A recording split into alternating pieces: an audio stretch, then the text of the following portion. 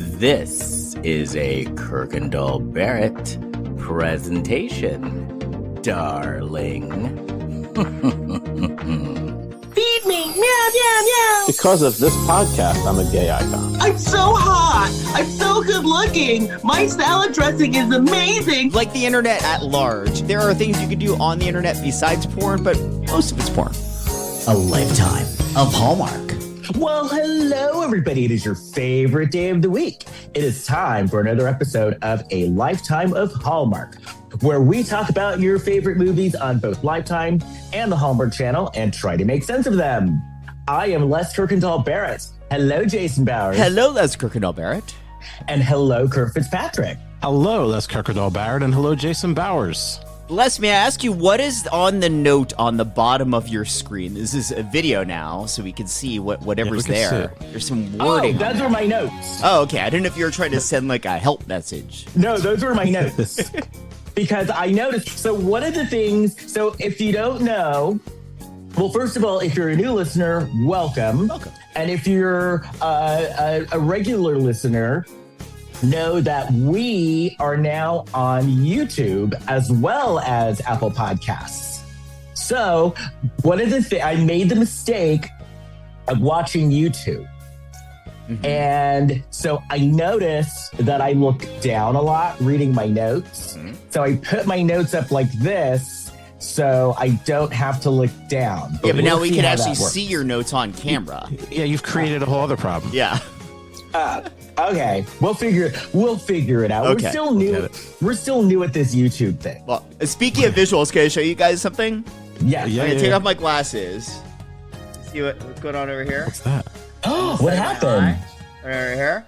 Oh, yeah. I've got this big gash next to my eyebrow and like a little bruise around my left eye.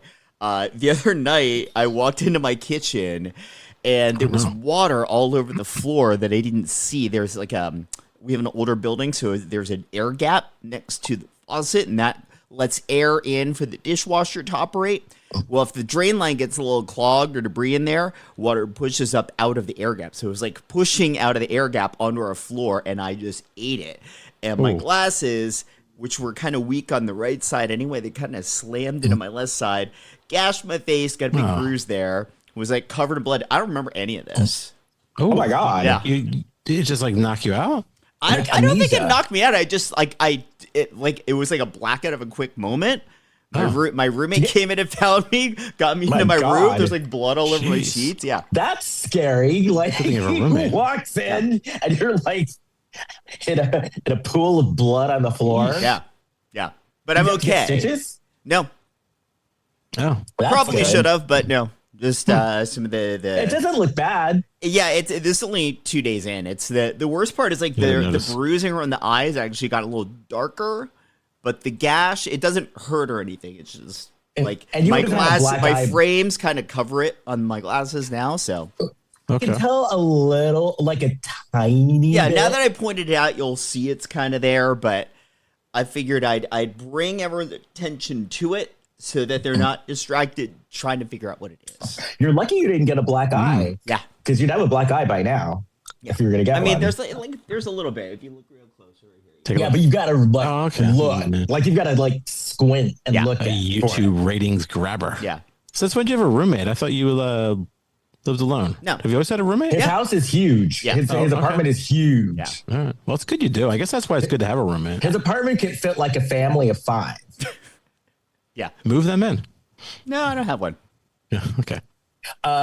So I was at a get together last night. Okay. Yeah. And I was talking to mutual friends of Jason's and mine. And I said something, and one of them looked at me and said, "You sound like J-Bo," which is you, Jason Bowers. Okay. What? And the other person was like, "Yeah, you do sound like him." What? What did you say? It was maybe they think they're confused. like I said, like it was something like I said, like I'll be the judge of that, or so, like it was something like that. And they were like, "You sound like him." But do they think that you are Jason when they listen to the show? No. They don't They're even listen both- to the You, show. you don't mean sound like voice timbre. You mean it sound like just my personality. Like we're rubbing voice off on each timbre other. and personality. He's like, you guys voice, sound yeah. alike. Wow. I don't think I ever would have put us in the same bucket, but sure. Well, I could say who it is because I'm not disparaging him. It was our friend Don. Oh, okay. So they sounded like I don't know, Don. So what is he aware that that you two do a podcast Yes, together? because then He our does. other friend, Brent was like, well, they do have a podcast together. And he's like, and Brent was like, yeah, they do sound alike. And he's like, but they have a podcast together. Spending too much time together. I guess I don't pick up on that, but maybe I sound like both of you as well. Maybe we just all sound alike, and we're not aware of it. Maybe Well, it's just become that. Well, don't like women like sync up Yeah. after a while. This is the Yeah, exact yeah. same as women's cycles syncing. Yeah, that's, our voices have sunk up. Well, That's a strange story. I must say, I was very happy to see this movie. Mm-hmm. Our old tropes are back. Yeah, I thought but afterwards I thought about it. I thought, that movie didn't really make any sense. The guy's strategy. No, it didn't. Wasn't Oh. didn't make it. It wasn't really well thought out. And when It was making sense until the end. Like the end. the end, when you realize there's nothing else that he can do. Nothing happened in this movie. Like nothing really happened. But I tell you what, these people had boundary issues. Oh yeah. Oh yeah. All of them were, except for Vivica, all of them were crazy. All of them. Well, Every single one of them was a nut. Even like the 5 and unders, like the guy delivering the stroller at the end of the movie, like what Yes. was that? He was like, I am going to take my moment. And there's a waiter. There's a waiter in this who has like these two extreme close-ups. Yeah, I'm like, yeah. what? Are we going to see this waiter again? He must have won a contest, or he's like somebody's kid or something like that. Yeah, this movie was bonkers, but I enjoyed it. And I liked seeing Karen. Oh yeah. And Yeah, she's a friend of the show, Karen Richmond. yes, she was on I the was like, show. oh, Karen is working. Good. So I guess I realized that that role is either probably going to be Karen or Meredith. It was more of a Karen role, Yeah.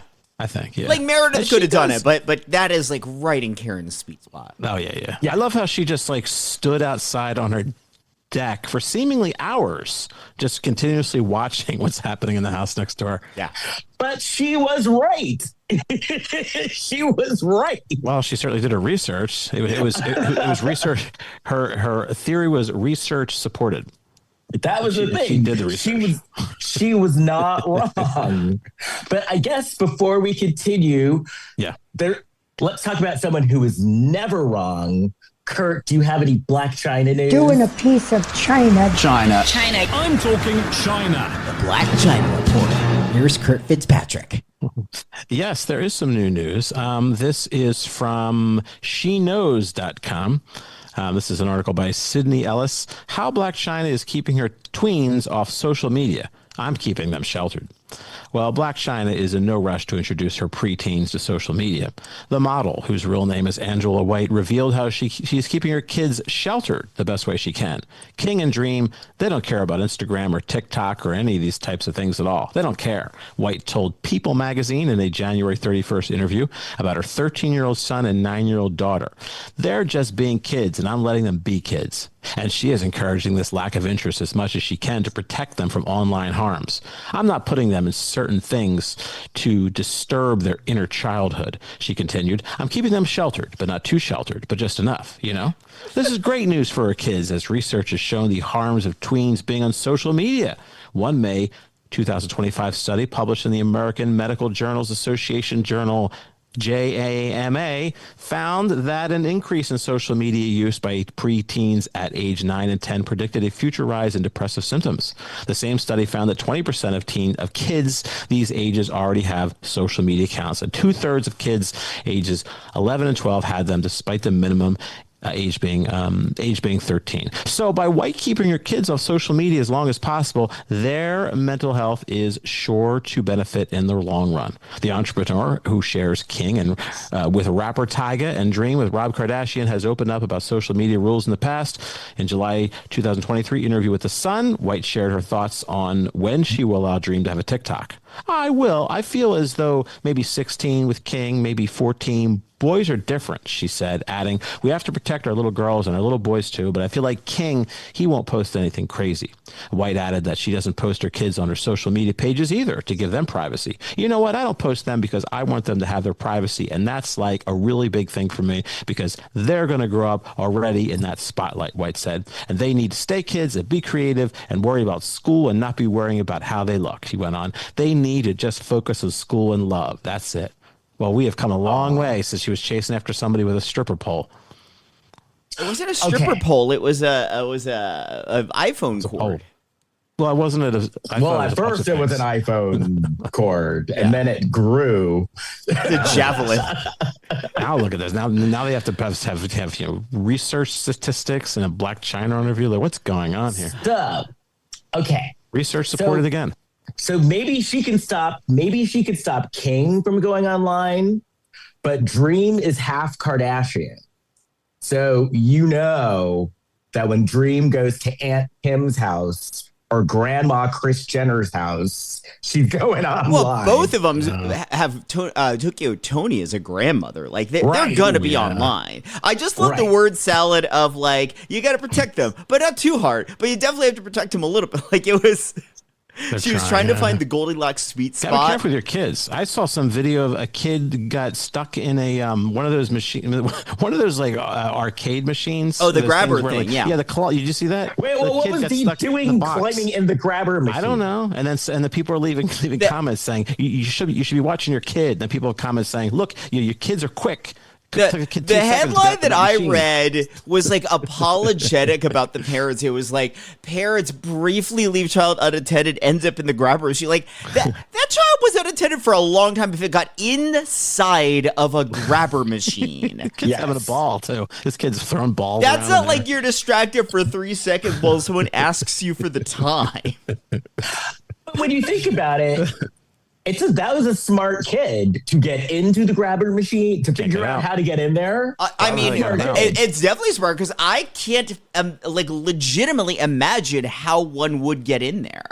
Yeah, they say it's big now. Like the opening. Yeah, but big. like, where is it open? The kid's not climbed up through the bottom. I don't know. Right. Yeah. So that's the thing. It's like, the fact that the kid figured out how to get in there. You can't really punish your kid for that. Genius child, yeah. And see, that's a kid that's on social media now. That kid already has a TikTok going, I'm sure. They need to cure cancer. Get them out of that box now. That kid probably has 10,000 followers. Hey, by the way, I read that Les Kirkendall Barrett is doing an improv show right after this. So no, I'm not now. Oh, well, I was gonna warm up by doing some zip zap zop. Well, this is what happened. So here the weather's really bad. Yeah, it's real bad. And so we had flash flood. We had flash flood warnings. Oh no! And so the place is near where it's near where the Altadena fires were. Oh God! So they canceled it because there's flash flood warnings. Yeah. I worry about you guys because it's some disaster going on all the time. Are you guys? Did you feel safe living there? Yeah. I live in Hollywood. The flooding in LA is not a new thing. That's why the LA River is walled in, is to control flooding here. Right. Imagine all the acting work you get in Oklahoma City. If you move there, they don't have tornadoes or anything. Right. I don't know. But yeah, so initially, and I didn't find out until earlier this afternoon that it was canceled. So I figured, well, we already have this time scheduled, so might as well just keep it. We haven't had a broadcast since the halftime show is on, and somebody said it was gay. It was gay porn. Did you see that? Somebody. Well, looking at Benito is always gay porn. Looking at Bad Bunny is always gay porn. He's good to look at. Okay, but I think prove. Somebody made an assessment of it and said that it was not. So somebody was canceled. One of the Real Housewives was canceled because she did a rant and literally lost her job. Jill Darren. She did a rant? Formerly of the Real Housewives of New York and formerly of The Golden Life, did a rant about how she was upset because there were no white people in it. And they fired her literally the next day. Which I was like, okay, so what is Lady Gaga? Purple? What is John Hamm? Was he John in it? Hamm? Yeah, briefly. Yeah. Was he? He was on the John sidelines. Hamm. He wasn't in the performance. He was on the sidelines. Okay. But he's I a see John very Hamm. outspoken Bad Buddy fan. Yeah. He was at one of his shows. But I thought it was entertaining. I thought it was, Really I thought cool. it was. Yeah.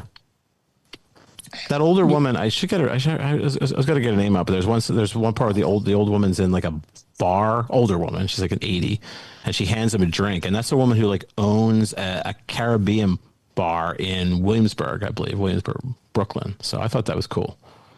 I love it, like all these like little cameo appearances and stuff. And There was a like, lot of things like to look up. Yeah, there was a lot of things like if you weren't already aware of The next day, my stuff. entire social media feed was like fun facts about the halftime show, about cool. all the people dressed up as sugar cane running onto the field because they couldn't bring that much out there because there are so many trucks that are allowed. Right. I heard that like a lot of the people dressed as grass, they fired like 40 people because they kept on. 40 people were fired because they had to sign an NDA and they were told not to send screenshots to people, and so they got caught taking selfies and sending pictures. So Yeah.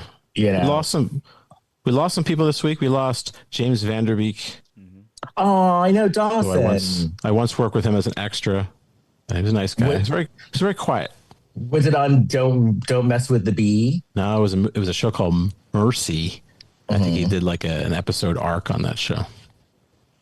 And yeah, that was sad because I was like, oh my God, another person from my young adulthood. And then Robert Duvall today. Hey, yeah. As we I just died today. Yeah. Yes. 95. Yeah, losing 95. the greats. Yeah. But Bud yeah, Cort Tim, also died. that's right. Harold from and Harold and Maude. Yep.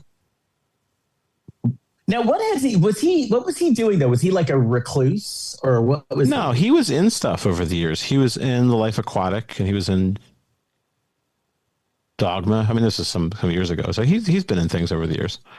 Mm-hmm. Yeah. But yeah, James Vanderbeek was sad because he was young. What was he? Yeah, was he even 40? 48. mid-40s. 48. Yeah. Okay. Yeah. Still young though. Yeah. And then, that's right. And there's all this scandal about not scandal, people bitching about his wife's GoFundMe. And it's like on the other thing, it's like, it's sad that this guy who had this, successful career got so bankrupted because of his illness that his wife had to have a GoFundMe. And I'd like to know a little pretty more sad. know a little bit more about the mechanics of how that happened too, because wouldn't he must have health insurance through SAG-AFTRA. But they've changed the rules. So if he didn't make his minimum in a year, you have to make your minimum in a year. He likely did, though, because he was still working pretty steadily. He just worked on some show that hasn't come out yet, too. So he'd been working right up until the end. I mean, it costs, because I went through cancer treatment for a couple of years, and you rack up money, but not to that level. I mean, I didn't. I guess I was very fortunate. But I also think the GoFundMe is more to keep the family on their feet now that he is no longer providing for them. Yeah. Right. And that's, which is still sad that, basically, you get sick and you get bankrupted. Well, yeah, I could see how that could happen. Yeah. And he had like five. He had Yeah. 5 kids. Yeah. You know, so it's. It looked like they were doing maybe some alternative things that may have been very pricey. Like I said, I don't know. That's what I'd heard something about that, so I don't know. It'd be interesting to know all the details behind that, because that's a lot of money for somebody who I would think would have decent health insurance. So but anyway, if anybody has any information, please send it our way. Yeah, let us know.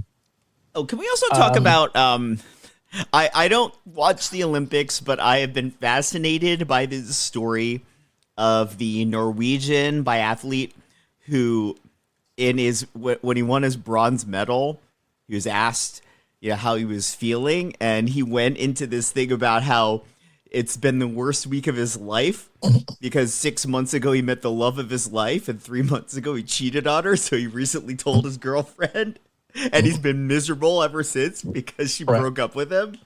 Like, he just poured his heart out on, we forget they're just athletes, they're just kids, they're human, and they're still going through life.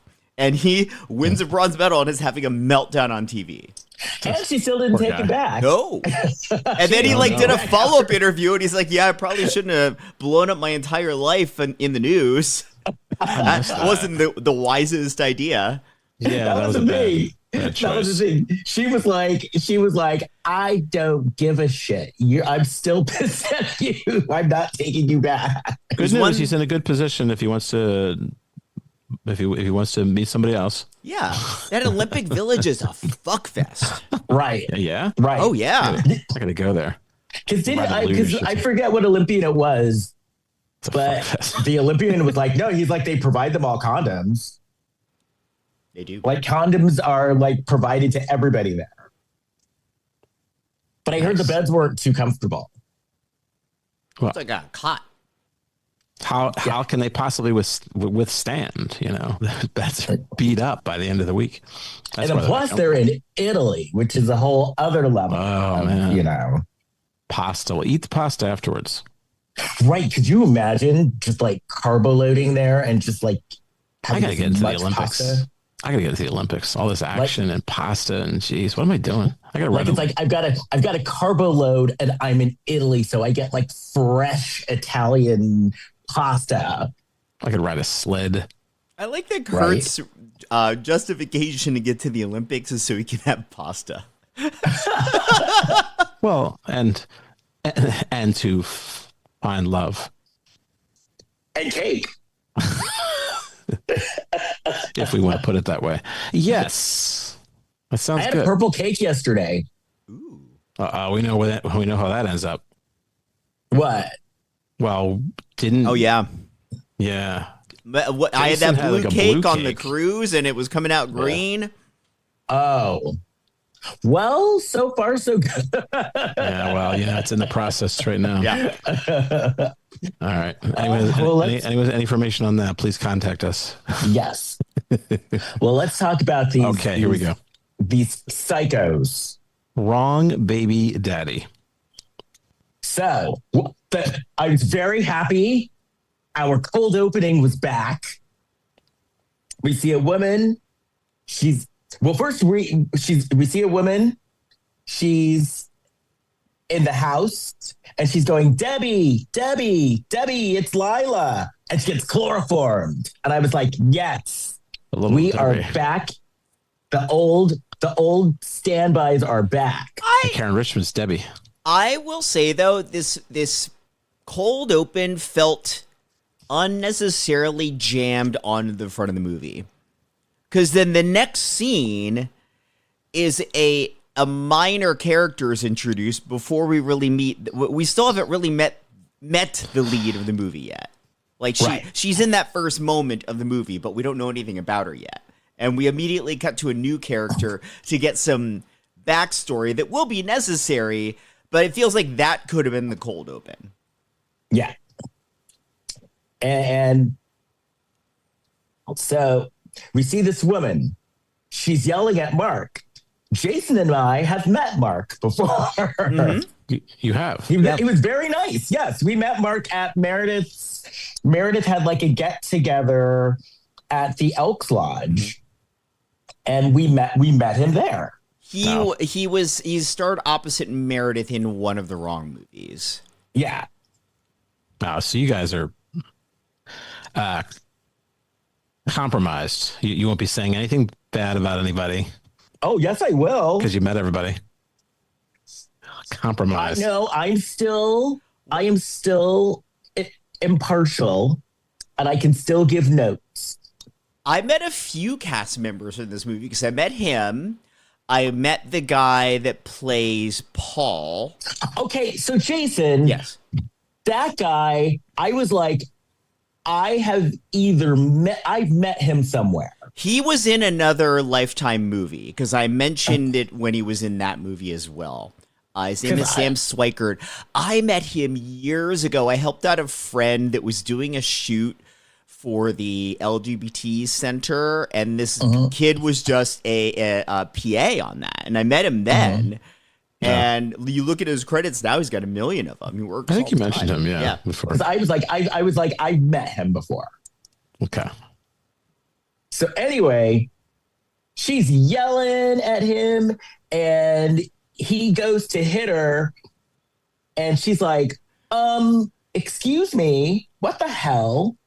And then my note was like, oh, don't hit a black girl. I'm not kick your ass. I wasn't even sure what he was doing. He kind of like, it was like he was possessed. Like he was like just like coming towards her, and then he stopped himself with his own hand. What's wild is he like pulled up his hand like he was gonna hit her, but he was like all the way on the other side of the room. It was a large distance where he would have had to run a good amount to get to her before he could land a punch. Right. He's training for those Olympics. It's like that. It's like the opposite of that scene in the scene in Austin Powers where like there's a guy that's going to get run over by the steamroller and it's like really far away. He can easily run out of the way of it, but he's still standing there waiting to get hit. So then we see a woman and she's in therapy, Lila. We see Lila. Yeah. She's in therapy and she's talking to her therapist about a breakup. And after he was yelling and stuff, did they do like a 1 day later or something? No, that was before the scene. That's what I'm saying. This scene felt like this could have been the cold open because it's necessary information, but it just seemed jammed in at a weird spot. Yeah. So she's talking. So Lila's talking to her therapist. Mm-hmm. She's talking about her breakup, and then we go to Rodney's Bar and Grill, and Lila is having drinks, and then Vivica Robin shows up, and Vivica, we've always talked about this. Vivica has a wig line. And so this wig, she was in a professional businesswoman short wig. Yeah, that thing screamed no nonsense. Like don't mess with her. She had a big role in this movie too. Mm-hmm. And there were a couple of times when she gave a look, and with that wig, it was like, oh no, don't even think it. So this is where the waiter, this waiter gets this big close up, and then another big close up. Right. I was like, this guy won a contest. Something's going on with this guy. He's one of the investors. And so she's talking to her friend. She's talking to Lila, and they're talking about, they both had like a shitty day. And so then Lila is like, hey, I want to work for you because now that Paul and I broke up and I have to support myself, I guess she was freelancing, and she's like, but now I need like a steady, stable job because I got to support myself. And so Robin at first was like, I don't know, because they were friends. And so then.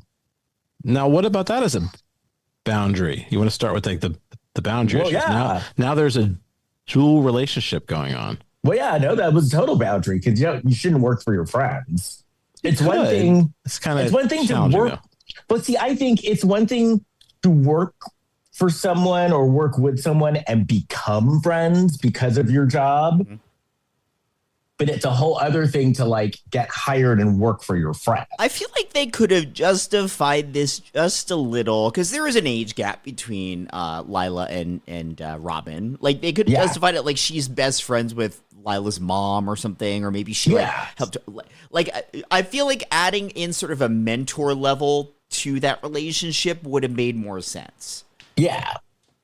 I had a situation where with a friend, I was working for him, and then in another capacity, I was working with him, and we were friends on top of that. How was that? Imagine that. How a that little complicated, but kind of figured how to make that work.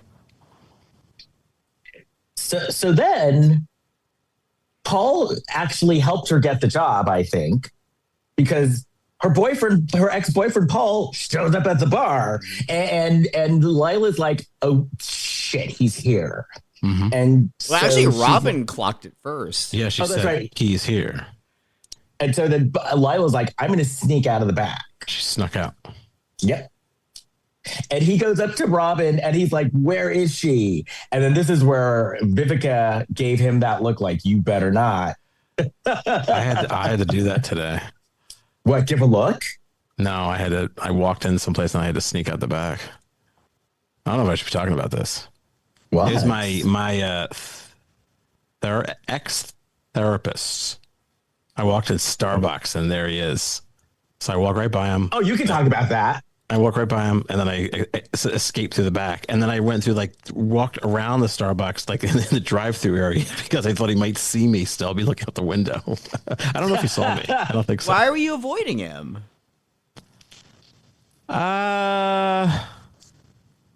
Well, I should be talking about this. Okay. Yeah. Okay. Tell us later.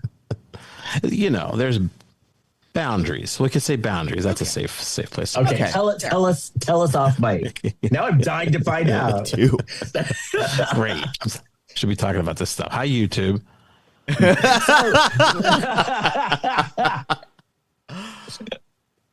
So Robin is like, you leave her alone. And he was like, where is she? And then, this is where Robin's looking at him like, oh, no, you didn't. That's right. And she says, go to hell. Yeah. That's not nice. So he basically helped Lila get the job because Robin's like, okay, yeah, you do need to be away from this asshole. Okay. Yes, I'll give you the job. So it's the first day at work. Robin is showing Lila around, but they're like crazy busy swamp. Sort of. Didn't really appear that way. They kept saying they were swamp, but never heard a phone ring. I'll take her word for it. Never saw any staff come in. And then Mark pops in, and then Robin's like, oh, hey, Mark, you're going to show Lila around. And Mark is like, I'm busy. And then Robin, I guess, shot him a look because he's like, okay, I'll do it. I think it was the wig. Sweaty. Mark just likes me. He's like sweaty, like in the face is sweaty, and he drinks a lot of coffee. So he's drinking coffee. So I relate to him. That explains the mood swings later. Well, it's a good thing I left Starbucks. I wonder if Paul was drinking coffee too, because Paul had anger issues. Coffee, I find it relaxing. Everybody in this movie was high strung. Yeah. Okay. What does high strung mean exactly? I mean, like you're like on edge? Like Paul. Tightly wound. Loud? Tightly wound. Oh, tightly wound. Yeah. Okay. Like how Paul was acting and how Mark was acting. Paul was on the edge at all moments. Okay. I never really knew what high strung was. You only hear examples. That's what the answer you get. What's high strung? Well, it's like this person. Okay. I get it.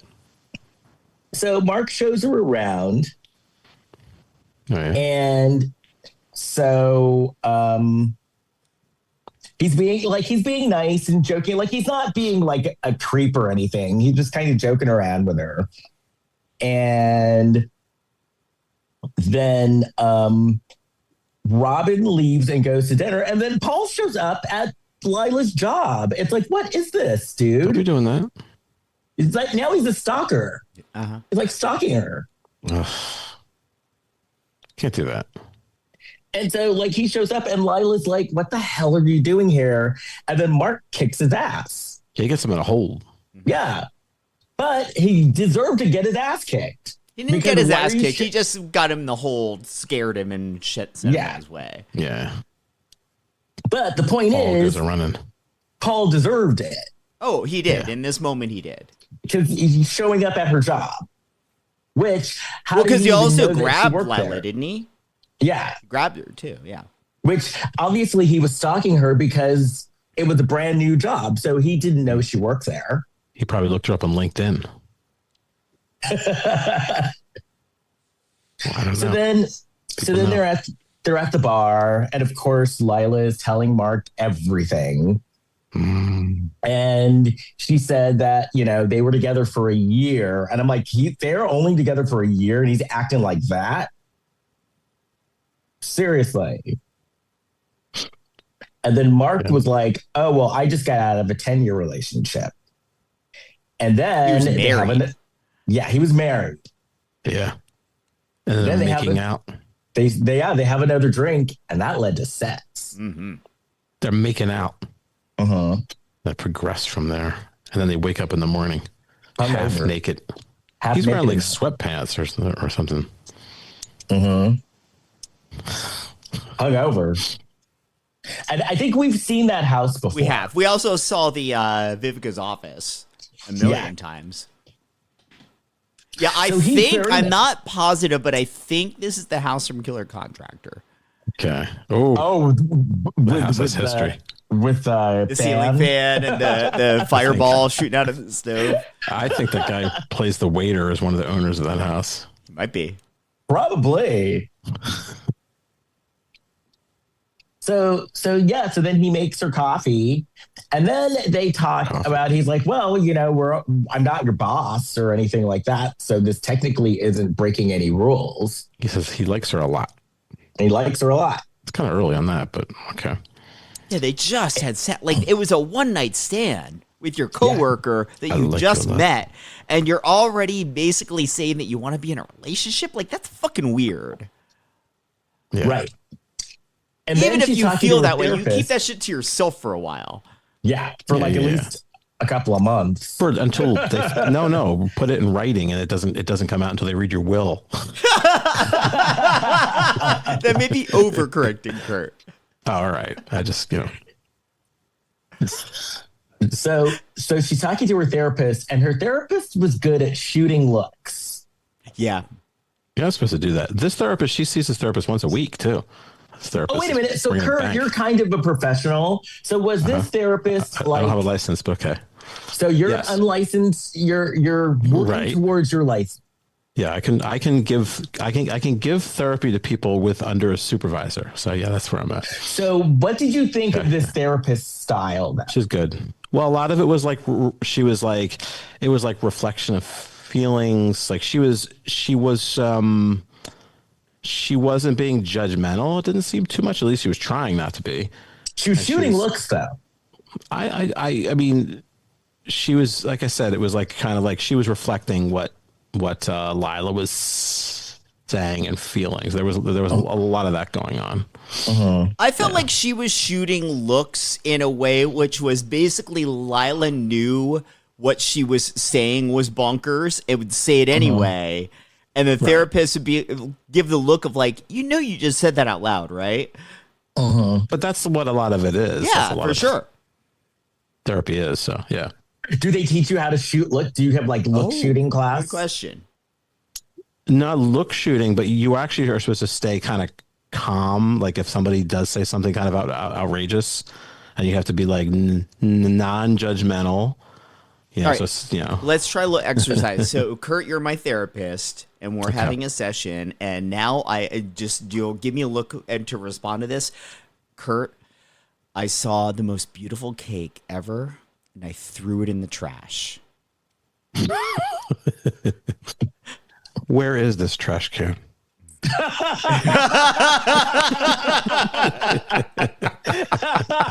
Wow, Kurt, that was very professional. Wow.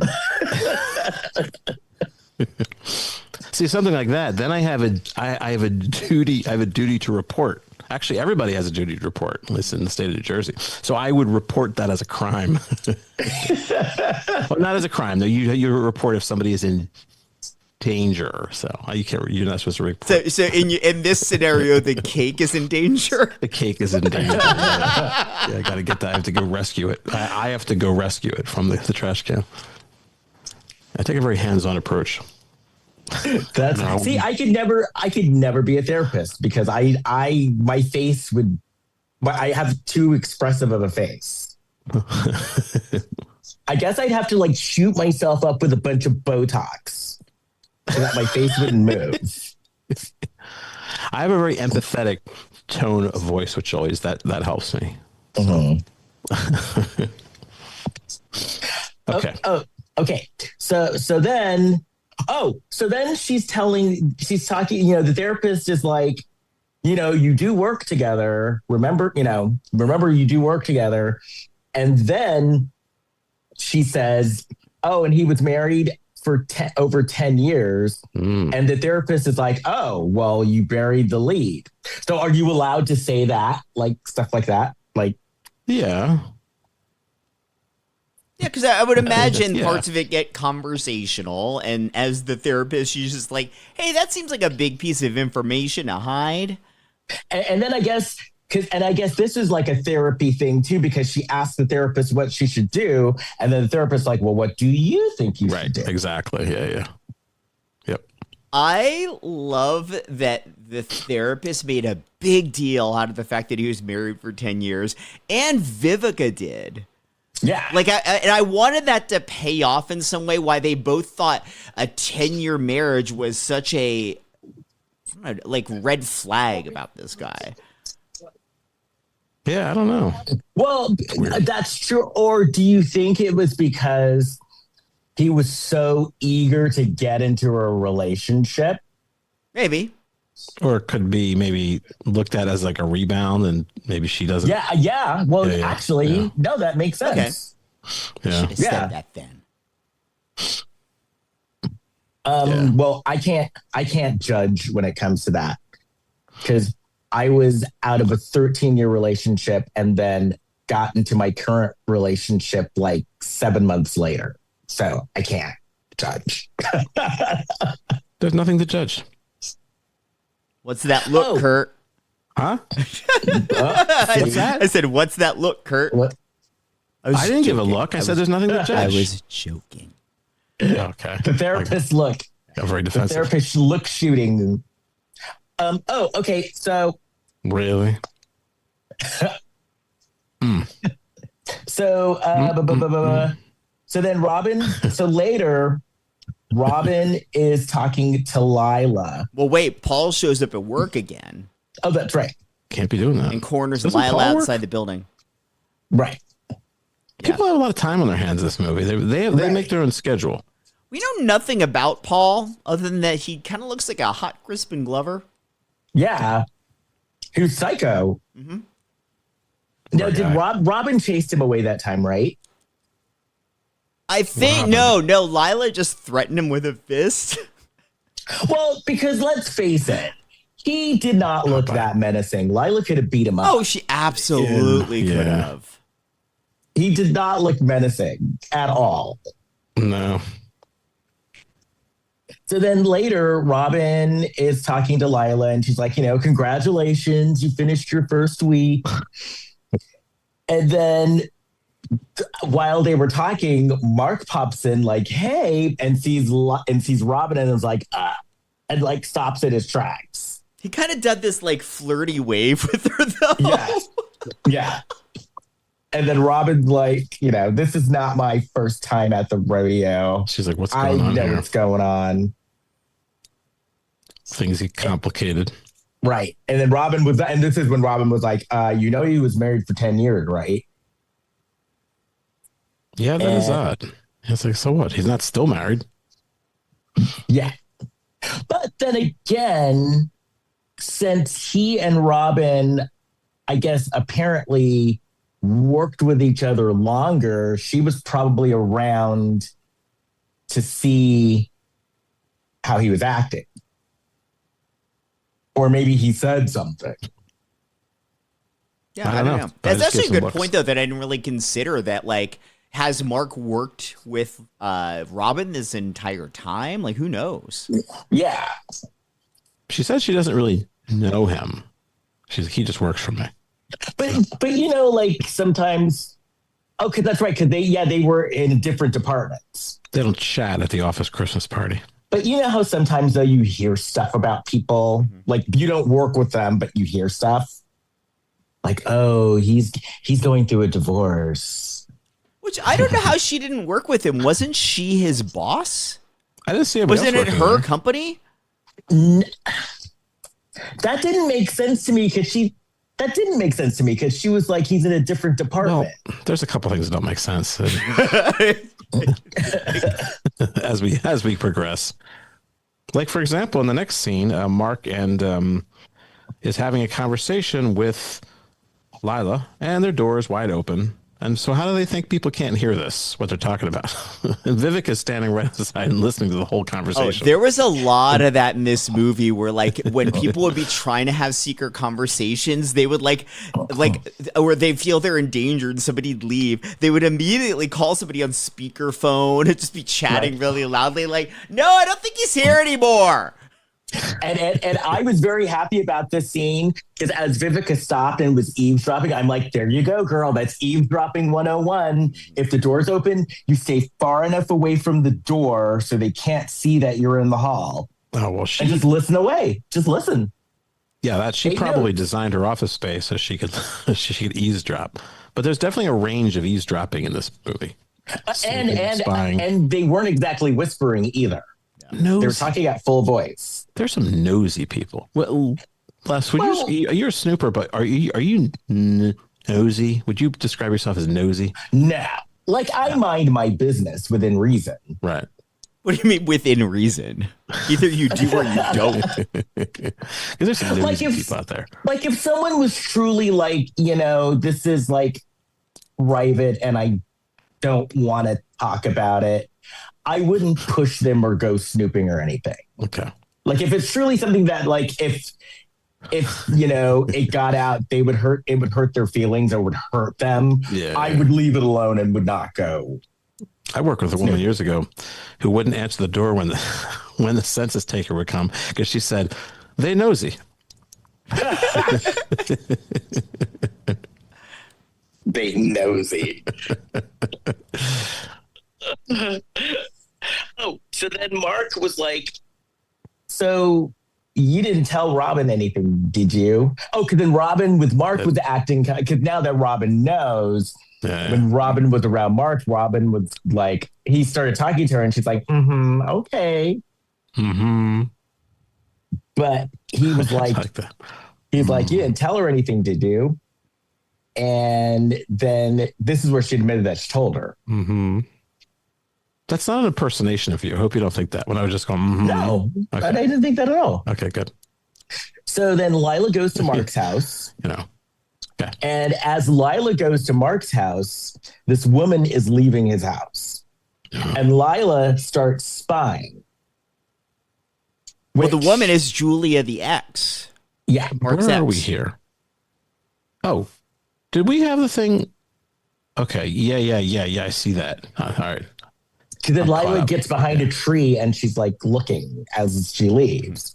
And the actress is playing Julia is Jamie Bernadette, who's been in a bunch of Lifetime movies. We've seen her a bunch too. The Wrong Marriage, $1 Million Lethal Listing, The Wrong Life Coach. So she's part of the wrong family. Absolutely. She's in the wrong family. Cinematic universe. What's her name again? Jamie Bernadette. Jamie Bernadette Peter Ustinov. Okay. So then this is where Lila is an idiot. Because then she just goes walking into his house. And they haven't been dating that long. Where you just go walking in the house. She walked in. And then she's like, who was that? And instead of saying, why'd you come walking into my house? He was like, well, it's my ex-wife. And which, even if it wasn't a shady relationship, that's pretty realistic if they're going through a divorce. Yeah, that's not, even if like the divorce is over, like there's gonna be like messy stuff you have to unwind over the years. Right. Yeah, there's a lot 10 of messy years, stuff. that's a long time. Yeah. Yep. So She still has her Hummel collection in there, and some spices. You got to get that stuff out of the house. right. So then even Mark was telling her, Mark is like, yeah, we were married for a long time, so we've still got some stuff to, work out. Yeah, the Hummel collection and the spices. Got to get on. So then the next morning, Lila's at a restaurant and Julia shows up. And this was weird. Wait, you skipped something. Sorry. Didn't Paul then show up at Mark's? That's the next. That comes after That's this. the next Okay, scene. okay. Yeah, don't worry. I'm lying in wait on that too. Okay. Because this I have an issue with. Because this one I have an issue with. I had an issue when Mark showed up that time. I'm like a cat Paul waiting showed by a up. mouse hole. Because so Mark's ex shows up. She says to Lila, "There's nothing between us," which was weird. But then the next scene, Paul has like a tracker. It's called Liking the Hiking. Did you see Yes, liking the hiking. that? Liking the Hiking. Liking the hiking. I saw that. And he had a tracker on his phone. He's just wandering through the woods. So I'm like, dude, you have a tracker on your phone. And then he just goes up to Mark's house and goes into the house. And here's the thing.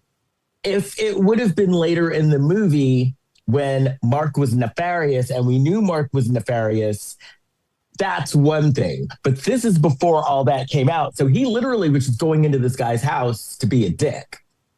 Oh. Have you ever? Oh, wrong thing. You dick! Oh, good.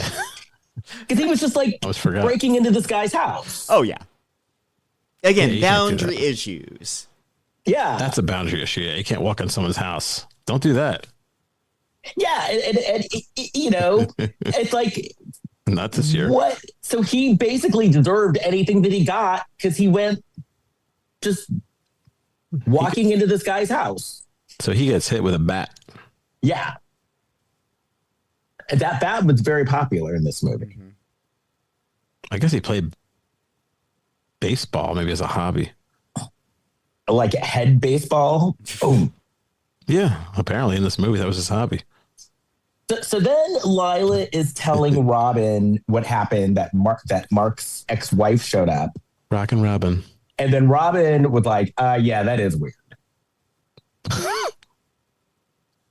And What did they do? What did they do at this workplace? They came up with like they were advertising. interior designers. Oh, is that what they were? Yeah, they were interior designers. Okay. Oh. Hence the Malibu Polo Club was a big client. Okay, that makes more Yes. sense. I thought they were in advertising for some reason. I'm like, that doesn't seem like that would be a big account. You'd think the office would be a little they- more pimped out. Because they were interior designers because Lila was freelance, and that's why she needed a steady job, because she was a freelance designer. Oh, so then Robin was like, okay, so this is weird. You need to talk to him about this and ask him about his ex. And so then later, Mark and Lila are together, and Lila's like, well, why didn't your ex get the house? And he was like, well, because she didn't want it. Which is, that's believable. Yeah. I think it's hilarious that Mark says that Julia confronting Lila at the restaurant was considerate. That she tracked her down just to let him know, like, there's nothing between me and Mark. He's like, oh, that's considerate of her. So she was stalking too. How kind. Because this is supposed to be LA. So it's not like, Was this normal behavior? no, because like you would go to your normal restaurant or your normal breakfast place or juice place. You wouldn't just go to like the juice place across town to go find somebody. That's weird. Yeah, in most cities, it's weird. Stalking. Wouldn't you agree, Jason? Oh, for sure. Like everybody has like their morning place. Also, like, that I mean, that's just super. Like, if you're in LA, like they seem to live probably near Valencia, and they work seemingly downtown ish. Or at least the restaurants are downtown, so it's like it's a distance to go. Yeah. Well, I hope they're okay. Oh man. Do you think they take the subway? Isn't there a subway? The subway doesn't go anywhere. That's too far. Oh. Like, That's if they're too coming far. from Valencia, then you'd have to get off at the North Hollywood station and then take that downtown. It would take too long. Yeah, that's too long. I can't walk. God knows. One time I was in LA, I took a walk. I was considered a freak. Yeah. Where'd you walk to? If I tell you, you're be the judge. Tell me where you walk to. you're gonna give me a hard time. You're gonna give me a hard time. Okay, tell it. Spill. Where'd you walk? Where'd you start out at? I'll tell you, but you're gonna give me a hard time. And let me just preface this by saying, when I'm in a city, I like to walk. All right. Okay. I walk. Lay it on us. I walk from Glendale to Burbank. Oh, that's not bad. That's not bad. Oh, good. They should call my friend and give me a hard time. That's not bad. I mean, they neighbor each other. That could have been one block for all we know. Yeah, this is the next neighborhood over. It's not bad. It was a long walk, but it was reasonable. I thought you were going to say, like, I walked from Burbank to Venice or something. No, it was reasonable, but it was, she thought that's not bad. She thought it was like, I don't know. Yeah. Like, I thought you were going to say I walked from Glendale to West Hollywood or something. Yeah, that'd be far. No. Yeah, that would be weird. Oh, okay. Good. Yeah, no, that's not bad. Good. I'm going to call my friend and. Important detail that also happens in this moment when Mark is saying that Julia's considerate for having talked to Lila. He then decides to ask Lila to move in. They just started dating. 1 week. A week. He's thinking communal, he said. Like a hippie commune? No. 1 week. Yeah. Then Julia's watching through the window. That's when you yell at your friend. Julia's looking through like a dark window outside. The security system on this house is fantastic. Are you sure that was Julia or was that Debbie? Oh, she's looking through the window? I think it might Julia. be Debbie. It could be either one though. From far away, they had similar features. In fact, I thought we were going to find out that Debbie was Julia's mom. Right. Oh. Because they had very similar features. Okay. But yeah, 1 week. I normally don't yell at my friends. You can yell at your friends. For sure. So you got to stop. Yeah. Like, what the fuck are you doing? Like, I know you're dickmatized, but wake up. You dick. You snap in their face. Dickmatized. So then Lila is moving in and she meets Debbie. Yeah, played by Karen Richmond. Played by our friend of the show, Karen Richmond. She was on an episode. Debbie has boundary issues too, because she doesn't just startle Lila. She's like right up in her face. Oh yeah, she needs to see what's good. If she's not there, she's standing on her porch for hours watching the other house and seeing what's going on. And so Debbie's like being nosy. Debbie's like giving her looks, shooting her looks. But Lila likes her. And then Debbie's also like, she's like, if you need anything. What's that mean? Well, it was windy that day too. Her hair was like flying all around in the wind. She was trying hard. She was trying not so subtly to be subtle. Right. Anything. Hey, here's the next scene. We never found out anything about. Remember when they go in the house? She says, "What's this room right here?" He said, "It's a locked door." Oh, we totally find out what that room is. Oh, we did at the end of the movie. Yeah. Oh, the big reveal. We totally found out, and it wasn't what I thought it was going to be. Same. Did I miss the end of the movie? I don't remember finding out. Okay. No, but all right. Yeah, It wasn't what I thought it was going to be. Would it ruin the movie if you told me now? It's the room where Lila is when Julia walks in the house, and Lila's at first hiding and then emerges and they confront each other. What was there something really strange and unusual about the room? Well, you'll find out at the end. You'll find out. I don't remember that. All right. So he's like, so this is when you say, maybe I shouldn't move in here after all. When the person says, don't ever open this door. It's locked. This door is locked. I don't know where the key is. I just throw junk in there. Like, what? He said it's a mess in there. Yeah. This is when you say, maybe I'm not going to move in after all. You just assume it's a shrine to Ernest Borgnine or something like that. Something he doesn't really want to share with people. So this part I think funny. if you've built a shrine to Ernest Borgnine in your home, you're sharing that with people. Does your shrine say Soylent Green is people? Because if you're not proud of it, you don't build the shrine. Does your shrine say Manny? What? Say what? From the Poseidon Adventure? Manny! Shelley Winters is yelling, Manny! Yes, it does. Okay. So I have to admit, Do you have a shrine to I Ernest Borgnine? I forgot for a split second because they're talking and she starts getting sick. Yeah. And I was like, I did too. I was like, she might be pregnant. And then I was like, duh, the movie's called The Wrong Baby Daddy. I'm even worse. Pregnant. I thought he poisoned her. I forgot that she gets pregnant.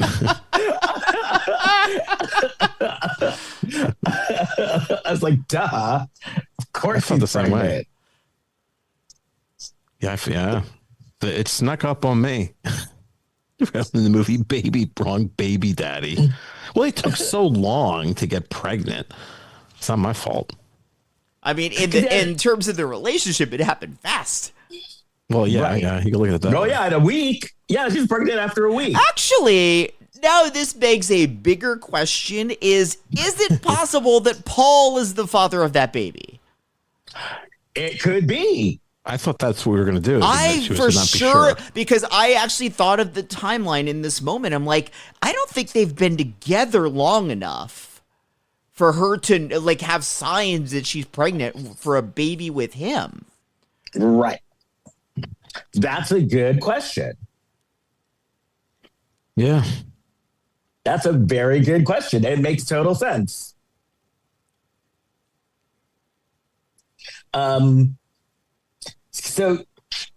And then I noticed that the actor who played Mark had a cool tattoo on his side.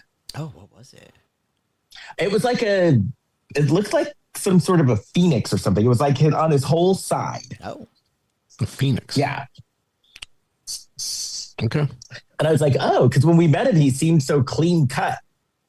And it's like, oh. No, I have a huge tattoo. Of? I'll show you. No, I have no tattoo. So Fake out. I'll get one next week. Do you have a tramp course- stamp of a cake? right. I yeah, can a see you tramp. getting a cake tattoo. A cake tramp stamp. There's got to be a tramp. That's a good idea. Yes. I was going to get a tattoo. I was really thinking about getting a tattoo. Then I heard some interview with Charlie Sheen. He said the one thing he regrets is getting tattoos. And ever since then, I've been like, forget it. Well, I just got 2 tattoos this past year. It's a difference between getting a tattoo and getting an ugly tattoo. I was really considering one. I was like, no, as soon as I heard the Charlie Sheen, I was like, okay, forget it. If that's his regret. No, but I'm sure Charlie Sheen has ugly tattoos. It has a lot of them, I'm sure. And I'm sure he didn't get them in his right mind. Okay. He got them.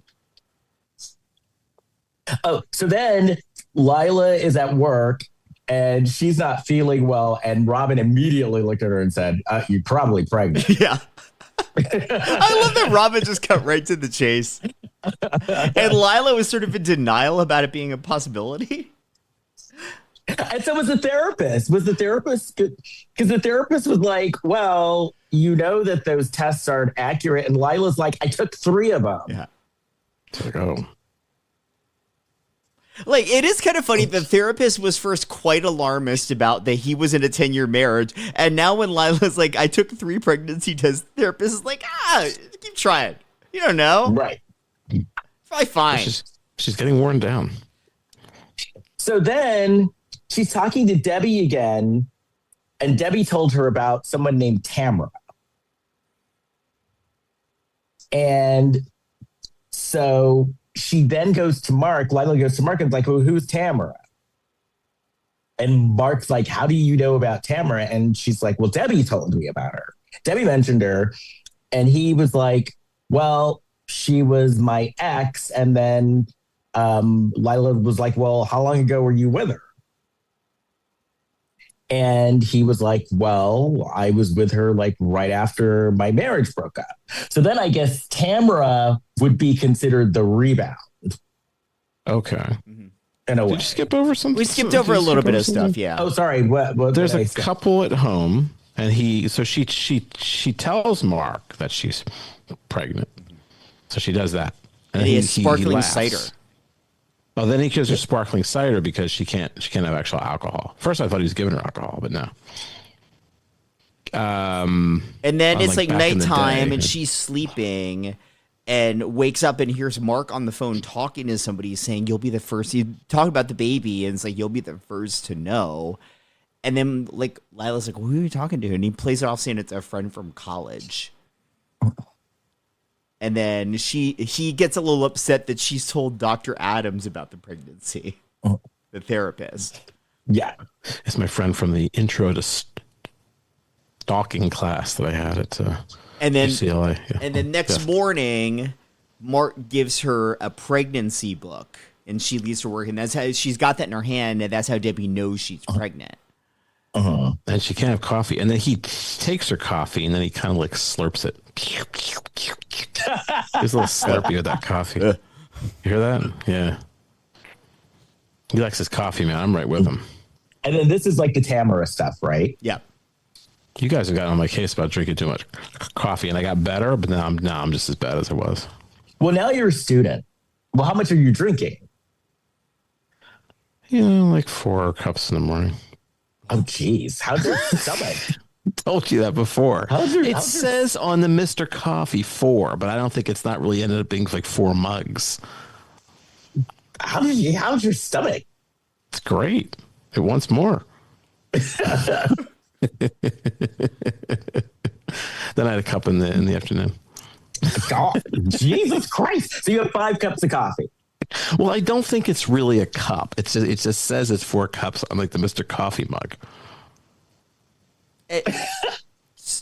So you don't Yeah. believe the people that make the coffee when they tell you how many cups of coffee are in the coffee maker. Well, it's Mr. Coffee, not Dr. Coffee. Like, this is not a prescription. Right, but I have to be subjective about this. They probably, for like FDA rules, have to actually say how much a cup is. Well, I'm going to figure, and I'm not trying to disparage Mr. Coffee. I'm not trying to make them invalid, but I'm saying that I maybe what I'll do is I'll actually measure it out into cups, and it's a tiny little cup, if you know, and I don't think I'm getting, I might be getting 4 cups out of that. So it's not like, That's so 4 crazy. mugs. Oh yeah, mug is bigger than a cup.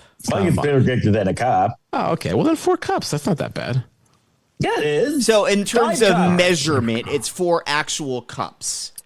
Like if you had like Maybe. measuring cups, it would be 4 cups worth, I don't even know if it's that much. which is not 4 mugs. And it's not 4 cups. right. You're having 5 cups. The afternoon counts towards your coffee intake. Tell me more. Well, I'll measure this out to see exactly how much it Okay. is.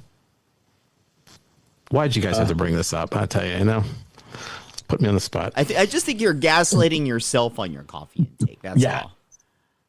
I gaslight myself. Yes. Yes. Because you're like, well, it's only 4 cups. A lot of work. Coffee in the afternoon doesn't count. I'm a snake eating my own tail. And I need coffee that goes along with that. I did notice, and then never mind. Let's just keep going. Well, you notice what? If somebody used to they used to drink quite a bit, and their one excuse, their saving grace was, "I never drink at night." Oh, gee, like drinking during the day is better.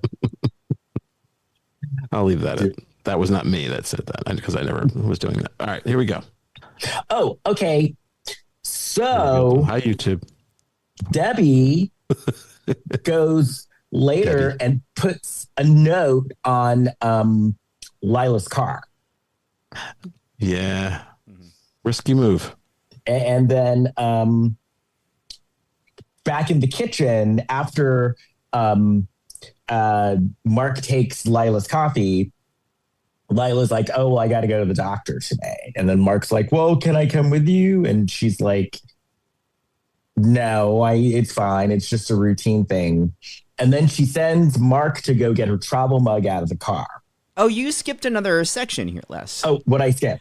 So first, Lila's at the restaurant, and she's talking to Robin on speakerphone really loudly about all the crazy shit with Mark and the baby. They're always on speaker, but they're talking about sensitive information a lot in this movie. And then at the house, Debbie spots Julia, the ex, and Mark kiss and embrace. Like, Debbie's out there on the balcony every day. Mark should know this. Right. Yeah, she's just staying, like I said, she's staying there for hours. And then, like, that's when Debbie spots Lila get home. Mark never made it to the office, and that's when Lila's grilling Mark about Tamra. Asks if it was while he was still with Julia. He kind of plays it off, and then that's where we get to the travel mug. Oh, okay. Oh, okay. And so he goes out to her car, and he finds the note on her car. And Lila goes to work, and well, no, she goes to see her therapist after that. What did the therapist say? Let's see. No, she goes to the OBGYN. We don't see it in the movie. It's just talked about. And then she goes to work, right? And then Vivica's like, "The CEO of the Malibu, blah, blah, blah, loved your work." But then she's like, "I'm not sure you're ready to handle this." Right. Yeah. And then she was also like, "Hey, I know you're pregnant, so if you need time off, let me know. I will work with you." And then this is when Lila asks Robin to be her kid's godmother. And she was like, "Well, you're like family to me. You're like the only family I have." So yeah. So then then you're later, right. I got messed up on the notes. Okay. So then Lila tells Mark about the godparents thing. And then Mark, wait, who asked Mark, "Is everything okay?" Or did Mark ask Lila, "Is everything okay?" So nobody else works there. I don't remember about the asking okay, but Mark and Lila are talking about Robin being the godmother, and he's not happy about it. I think he's actually justified in this moment. They're like, "Hey, you made someone the godparent of our kid without talking to me." Right. Yeah. Like, Mark's crazy town, but this is justified. Right. So then Lila goes, so they have a fight, and then Lila goes home, and she's going up the stairs, and the note, I guess, that Mark stole. So the note that Debbie said to call Tamra that Mark took off of the car and put in his pocket fell out of his pocket, and Lila found it on the stairs. Correct. Now, and so then I'm opening my mouth for YouTube because I look like I'm missing a tooth. I don't. I have a gap between my teeth because I look like, no, I have a gap. There you go, America and the world. The world. Yes. Everybody in Italy has a gap. And we know we've got people in different places, right? Lithuania. Yes. Yeah. All right. So now they can see it. They can take a gander. Yeah. I'm going to visit you people. We'll take a trip around the world. Yeah. I go to Lithuania. You're a person. Talk about Hallmark movies. We watch you on YouTube every week. All right. Yes. Okay. We're locking you in our barn. Okay. So she's talking to the therapist, and the therapist says something, and she's like, "Will you just give me a straight answer already?" Now, as an almost professional, Kurt, what do you think about that? Wait, what did she say again? Because the therapist would like, how do you feel? And like not giving her answers. And she's like, why don't you just give me answers instead of beating around the bush? Oh, that's what she says to the therapist. Yeah. Well, isn't the therapist's response, she says, you're angry, but you're not angry at me. So she keeps it going. So then basically so you can't okay. Oh, is that what you're saying? So that's not deflecting, or that's like, bitch, don't take your shit out of me. Well, you're not supposed to. I'm not the one you're mad at. You've seen therapists before. Like a therapist isn't giving you necessarily giving you like straight advice. It's kind of up to you to process that, figure that out. Okay. Yeah. I like that she's like, well, you have two options. You can either call her or don't. Like, that's not helpful. But that's how it works. And then Lila's like, I have a third option. I'm going to text her. Right. Because then the therapist got pissed because the therapist's like, I didn't mean right now. It's like, but you suggested it. I mean, it's Lila's time. If she wants to sit there and play Angry Birds during the session, she's paying for the time. It's her $200 an hour. Do you think a therapist is a psychologist or a psychiatrist? Well, a psychologist is the one that can give her drugs, right? Well, a psychiatrist can, but a psychologist can based on the state. Mm-hmm. There are states where psychologists can. Probably a psychologist. Tamara responded right away. Mm-hmm. And she would like meet me at the Chateau Bleu. Meanwhile, poor Debbie, she was snooping around the house. Got caught. Was she snooping all around the house? Yeah. Well, outside the house. Yeah. Outside the house. It's like kind of lame snooping, frankly, and I expect better from Karen Richmond. Like, she's on the front porch of this house she could see very well from her balcony. She didn't need to go down there to stand on the porch. She got greedy. And this is where I was like, Karen, come on. Because he's like, why are you here? And Karen's like, Karen's like, you give excuses like, I'm checking on Lila about the pregnancy. And he was like, well, I thought you were here to get your mail. And she's like, what are you talking about? And he's like, well, I have some of your mail inside. And she goes inside the house. It was dumb. It was so At first she was like, no, I'll stand outside. And he's like, oh, don't be afraid of me. Don't take that bait. But she did. Like, she already knew it was a bad idea. And then he says, I don't bite. And she then doubles down and goes in. Like, I would have taken that as a huge warning. Yeah. He bites. At first, she was not going in the house. And so what happens to her? She gets hit in the head with a bat like everybody else. Now, do you think the bat was something she got in the mail? Because remember he just Oh, you think that's hers? That's a good question. Yeah, because remember he said, I got your mail and it's inside, and then he comes out with a bat. Oh, so that was what she wasn't stupid because she like wanted to know about their relationship. She was like looking in the window like, where the fuck is my bat? I bet that asshole next door took it. Where's my bat? Where's my mail? Jeez, where's that? Oh, so then I love this part. Where's that Thomas Pynchon book I ordered from Amazon? So they say that pregnant women sometimes their senses get heightened. Don't say it. No. Now. So they said that like no, because Lila came home and she was sniffing and she's like, was there another woman here? I smell perfume. Oh yeah, you gotta watch out for that. So I was thinking if she's pregnant, her senses were heightened and her sense of smell was even more heightened than it normally is. Okay.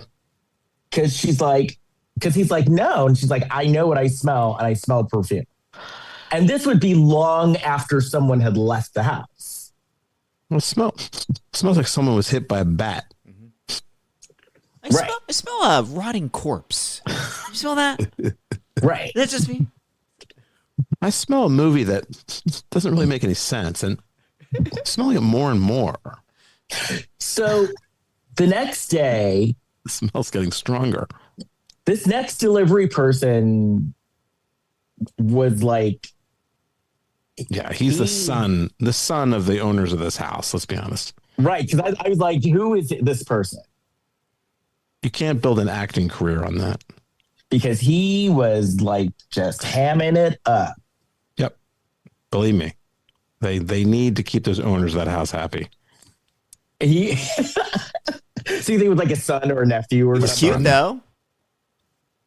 Cute He little was a short son. shorts. Hmm? He was cute in his little shorts. Oh yeah. Oh, listen. They said yes. I said, all right. He was making the most out of his part. Because he's like, I have a delivery. You better. I think this is Someone it. ordered a stroller and he was moving around and like had activity, doing activities. He studied his Meisner. Oh yeah. Yeah. They rehearsed this scene in the daytime class. They did it as they did the Meisner technique where you do the repeating thing. Yeah. And then he had activity because I'm here to deliver a box. You here to deliver a box? I'm here to deliver a box. There was no You here to box. It was an open stroller. Was it? He rolled it in. Yeah. Oh, it was a carriage. I'm here to deliver a carriage. Well, this. I'm not going to repeat it. Just do it. And he had his activity because he was like, adjusting the stroller and moving it around. So at first I was like, I noticed the paper on the stroller and I was like, is this a process server? And is he going to go like, consider yourself served and give her the paper or something? Do you ever do the acting exercise in an acting class where you just like say a word? Like, here's your baby carriage. You say, here's, and you have to like think of it. You have to internalize the word here's. Yes. Your, and then your, baby. Your. Well, that's the And they're like, repeating. oh, There's you're one where in you the just say the moment. word. You're in the moment. And I you got to have say not each done word, that like, slowly. exercise. What's that? I have not done that exercise. I Yeah, have it's done very some exciting. Meisner. So exciting to watch too. And then we had to do another one where you had to like figure out behavior. And you'd go looking, and the other person would go looking, figuring it out. Like, I regret this. I had a teacher who said there was some exercise, like a physical exercise, and then we took a break. And during the break, she said, Kurt, could you? I want to see you do more physical work. Would you mind walking around like a tiger right now? And this is when we're on a break. People are on a break, and I did it. well, what did you do? Did you get all Walking around like a Kurt. tiger for this woman's like enjoyment. You were sexually harassed. I don't know if it's sexual, but it was definitely was for her. It was some form of. You're Bully crawling around like a growl? tiger at I don't know. someone's It was a little behest. uncomfortable, but I was growl? bullied into it. Maybe I was bullied into it because if I said, "Well, I'm not going to do that," she said, "Well, then you're not a serious thespian." See, That's this is how this works, though. She was in Right. a position of You're right. power, and I you feel felt weird about it today. You should feel weird about it. I do. I feel like it was really inappropriate. It was. I'm not trying to be funny. It legit was. This woman's still teaching. Anyway, Let's end her career. oh, I think I'm in And trouble kids already. out there, here's the deal with those exercises. Just go to set and learn your lines and make sure your lines are learned. And don't say it robotically. Say it like you're having a conversation. And there you go. You're fine. Yeah, there's a woman. There's some woman who sends. I get these emails from her like every day, and she's like some kind of. She's like a coach, and boy, she charges the money. And then she's like, "I fired my client today." It's like, you fired your client who's paying you $1,000, but she's got a whole thing. She's got this whole racket where People, listen to what I just told you. She does stuff like that. You'll be fine. You can send your check to me. I've saved you 4 years worth of conservatory. Get comfortable. Get on. You're Wipe my welcome. nose. Okay, I'm sorry. Do fucking, I don't know, improv. Just give me a break. And then go take improv classes because you'll make cool friends. Do plays. Get yourself in a play. Just give it like a tiny role. So start there. There's my acting advice. Yes. There you go. This is the best advice I could give. If you want to be an actor, actors should act. And make So, yeah. friends. Make be friends. in a community. Be in a community. You can't do this. You're not going to do this by yourself, because I know people have got very successful as a group. Yes. Okay. You're welcome. Anyway, so Like us, we're a group. There you go. yeah. Okay, so what do you think about her being pissed about this stroller? Again, justified, because he had gotten upset with her about naming a godmother without him. She's like, hey, that's something like a couple shops for together. Because a stroller on paper seems like, a stroller's a stroller, but they all have bells and whistles now that if you're the mom, you're going to want to be involved in picking those bells and whistles.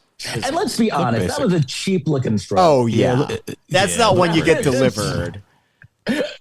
So I'd be pissed, like, you look like you got that stroller from the dollar store. Come on. You know me better than that. Yeah, that was an ugly stroller. It was very cheap looking. And they had money. At least they have a nice house. Look at that house. He did. Obviously, he had money. He's working at the same place she is. Well, who knows where his money came But he was the vice president, though. Okay. Because she said that, Robin said that at the beginning of the movie, that he was the vice president of his division. So then Lila tells him, I'm going, Sniffy. I have an appointment. I'm going to be late. I have an appointment. I'm leaving. And Mark follows her. And Lila was actually meeting Tamara at a bar. And then she walks in and Tamara's like, are you pregnant? Which I didn't think Lila was showing. Yeah, again, this is like only a few weeks into this relationship. Yeah. Maybe that's smelling. So I'm going to double down on my theory that Paul is actually the father of this kid. Because it's never revealed in the movie, but I think Paul is the dad. But Lila, when they showed Lila, she wasn't showing. No. That's just Tamara fat shaming her. She's wearing like little mini skirts and stuff. She's like wearing little outfits, little mini skirts and stuff. So Tamara's like, are you pregnant? And then she's like, well, that's what he wants. He wants to get you pregnant. And she told the story. And actually, they kind of looked similar. Oh, very much so. It was confusing at the beginning of the movie when they threw in this scene right after we just met Lila. It was confusing. Which brought up a question for me, which we'll get to later. Well, actually, you know what? I'll wait. Because I don't want to. Because I'm curious. I don't know what. I have a thought. Okay. I had a question. I have a question about what the next parts of the plan are, because I don't understand it. So, but I guess we'll get to that. And so Tamara and Lila kind of favored each other. Like, they didn't look alike, but they favored each other. Like, they had a similar look. Yeah. Like Mark has a type. He has a type. So Tamara was saying how she told Mark that she didn't want kids, and he freaked out on her. Like, he flipped out on her. Then she said he refused to have sex with her. And then Lila asked about Debbie, and Tamara's like, oh, yeah, I like Debbie. And so then... that nosy woman who orders bats? Yeah, but yeah, Tamara's like, oh, I liked her, though. She's like, I thought she was nice. And then, so they leave, and then Mark is waiting outside of the bar and follows Tamara. Lying in wait. And Tamara gets home. Mark is waiting for her, and we hear a scream. So then Lila goes to the office and goes to Robin, I just talked to Tamara, and I love this. At first, he's like, he wants my baby. And then Robin's like, of course he wants your baby. And she's like, no, he wants my baby. He doesn't want me. Want that baby in my belly. Right. So then Robin was like, okay, finally a smart person, go get your stuff, come to my house.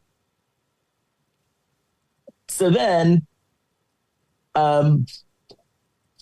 Mark comes in and he's looking for Lila, And Robin's like, okay, look, I know about the baby. And Mark's like, well, she's acting weird. And then Robin's like, but she's pregnant. So then she gets a call from Lila, and Lila is like lollygagging when Robin's like, go, pack your shit, go. Robin's just like, Lila's like lollygagging around the house and hadn't even packed yet when she calls her. Oh, yeah. Lollygagging. So then this is where Lila finds the secret room. And so she goes into the secret room, and it's like a room set up, and there's like a baby. It was set up for like a baby. Like it looked like another apartment, but there was like a whole baby section. Yeah, it was a nursery. Yeah. Nice. He had built a nursery in the secret dungeon room. Oh, no, I missed that. So then okay. It was because it wasn't like a real pink or blue nursery. It's all very white. It was white. It looked like Flowers. they had it decorated by like Crate and Barrel. Oh. And also there was this like wrought iron lamp like right next to the crib, which I'm like, that's dangerous to have in a baby's room. Well, it was the killer contractor house, so It was, yeah. that explains that. It wasn't up to code.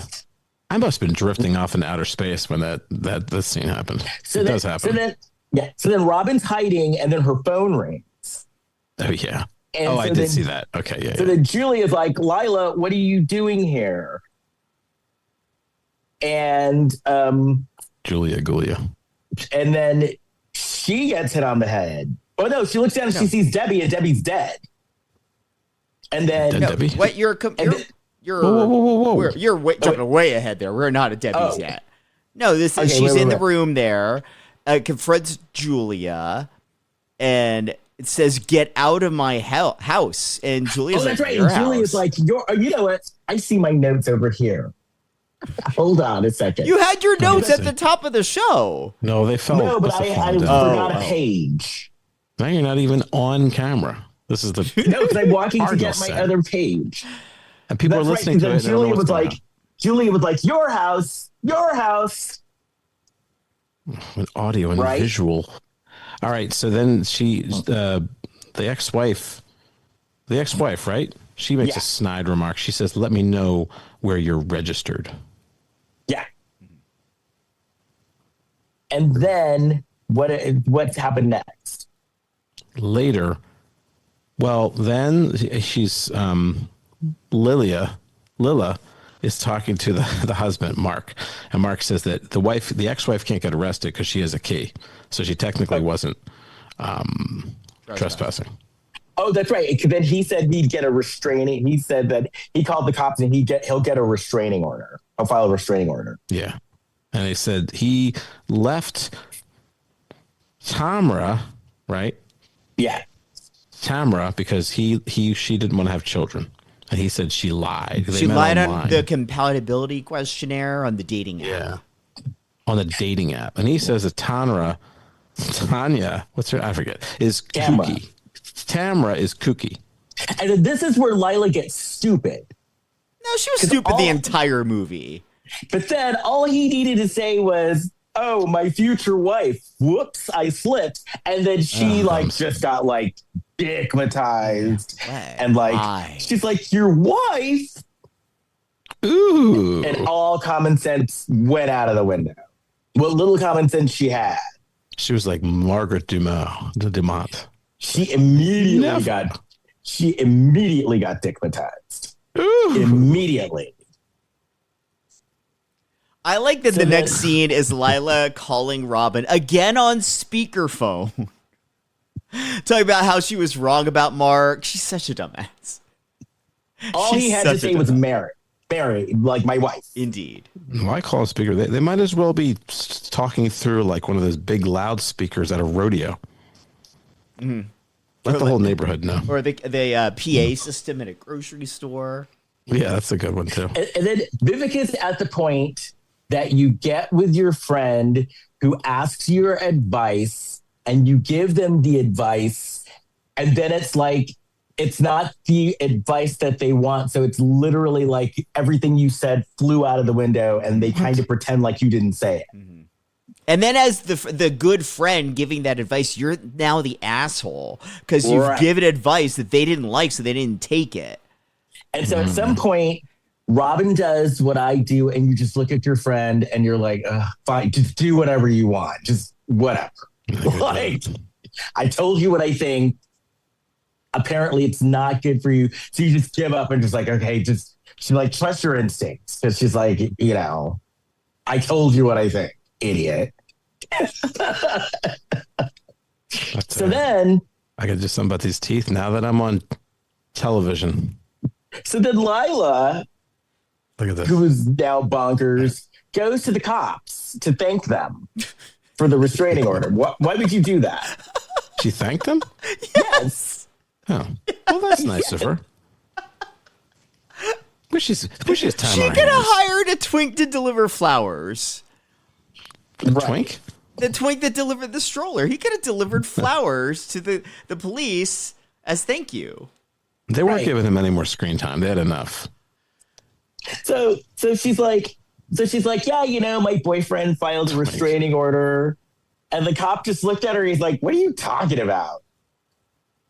That guy looked familiar. Wasn't he somebody who's been in We've movies seen him before. Yeah. We've Yeah. seen him before. Yeah. He's one of their stock company. And she's like, well, but, he said he did it with Detective Fullerton. And the guy's like, there's no Detective Fullerton here. He kind of dragged it out. Yeah, he's not here. Why not? He doesn't exist. Oh, well, why don't you just say that? And then she gets an idea. She's like, are divorces a matter of public record? So this next What am I, part, Google? this next part was not realistic at all because she said she was going to the county building I believe that. in Los Angeles. I have been to a county building in Los Angeles. It is not that. This was like a little office. No. Oh, for sure. We've seen this building before. Yes. I think they used it as like a sleep study place in one movie that we watched. Oh, for the Sleep study. what do you call it?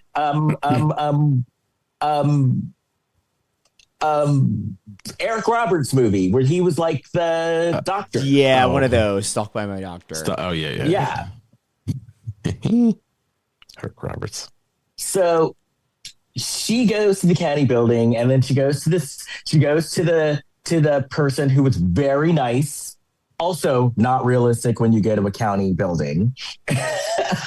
These are public records. I guess they could just give them out. And she looks up and she's like, oh, there's no public records about this marriage. No. Nope. So then Oh, the Lila divorce, goes yeah. to Debbie's. She goes to Debbie's. And she's like, Debbie. And then she gets chloroformed. And that was like, oh, that's right. That was the cold open. She tries different voices. Debbie. She may respond to one. One sound like Grover, so she may respond to that. Debbie. Oh, yes. I like that one. Debbie. Hey, Debbie, Miss Piggy, where is Debbie? So then Lila wakes up and she's tied up. And we see Mark and Julia, and they're together, and they're still a couple. So this was my thought. Yeah. Obviously, Mark not only wanted a baby, he wanted a biracial baby. Because every woman who he wanted to get pregnant was a black woman. So he and Julia wanted a biracial baby. And actually, I take that back because then something else happens and the person's not black, but it would still be a biracial baby. Well, there's that. I don't even know where to go with that. But my idea is, what was the next step in this plan? Right. Is she, what is he going to do? So she's going to have the baby, and he's going to hit her kill with a her? bat. He's going to hit her in the head with a bat. Really? After she had the baby. I mean, he seemed to have ample means of financial support that he they could have adopted. They could have Or a surrogate. hired a surrogate. There were so many easy options that would have made the plot of this movie unnecessary. That's why I feel like there could have been some stuff with Paul being the father. Like, I don't know. I feel like they needed another pass on the script to link it together better. And how could he get away with this? Like they're gonna kill her after she has the baby. Like, and he wouldn't be a suspect in this. Also, what is Julia? If Julia and him are still a couple, where is she? Like, is she just kind of like hanging out in some side apartment until he can get this baby 9 months later? Like, it made no sense. Because the thing is, I was actually with it. I was with the movie until this part. I was actually, because they could have had it like, because you guys know what frogging is, right? I do not. Frogging is when you live in a house and a person secretly lives in the house, but you don't know. Oh, we've seen movies with that in it. Right. With Eric Roberts doing it. Yeah. No, it's a real thing. Frogging's a real thing. God, I hope no one's living in my house. And like the person lived in the closet or lived in the attic or something, and the people that live in the house don't know. Great. So, they could have even had that locked room be like a secret apartment for Julia, and that could have been like her secret apartment. I want to meet these frogging people. You tell me someone's living in someone's closet and they don't know it. Yes, or in the attic, or like in the basement, or in like yes. There was a TV. There's like a reality show about it. Well, that's a giveaway. Do these people know that there's a reality show going on in their house too? No, but this was it was like a ghost reality show where the people told stories about someone frogging in their house. It's not. That's how I learned about it. I watched it on a reality show. Yeah, if you're being frogged, please write to us, and you won't because you're too embarrassed. You should be ashamed of yourself. Well, if you're being frogged, then you're no longer being frogged because you know about it. Right. And you're just allowing someone to live in your house. Let's say you heard this podcast and you started snooping around your own house and you find, a resident living in the cupboard. A resident. Please contact us because that's you might need to talk to somebody like me, but I need a supervisor. And then Julia had this monologue about it was so easy for you. And she's yelling, and it's like, but wait a minute. I thought you wanted this baby, so shouldn't you be happy that it was easy for her?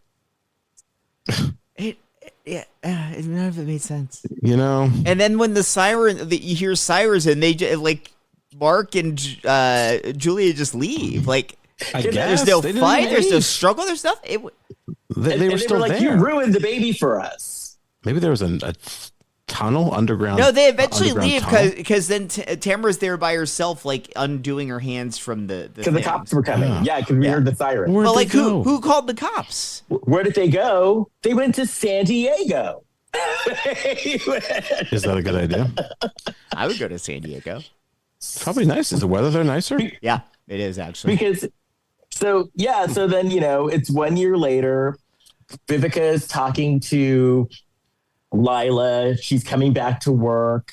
I think Lila's still living in the house, by the way. It looked like the same house. Yeah. Lila's like, oh, well, he's gone. It is a big house. And Robin is covering the cost of Lila's nanny. Yes. Wait, what happened? Robin, Lila's boss and friend, is paying for the nanny for Robin's godchild. And then this